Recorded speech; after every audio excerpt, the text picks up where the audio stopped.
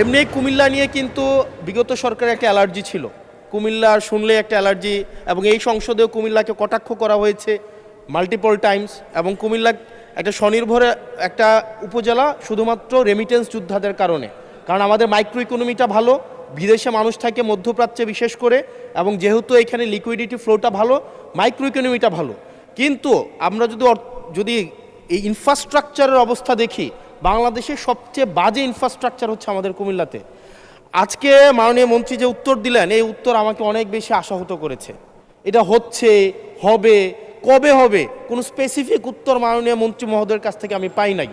আমি মাননীয় মন্ত্রী স্পেসিফিকভাবে বলবেন কি কবের মধ্যে আমরা এই মহাসড়কটি প্রশস্ত হবে এবং একটা গাড়ি আরেকটা গাড়িকে ক্রস করার জন্য দুর্ঘটনার শিকার হবে না।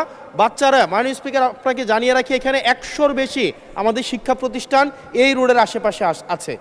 এখন প্রতিনিয়ত যে দুর্ঘটনাগুলো ঘটছে, এটির দায়ভার কে নেবে?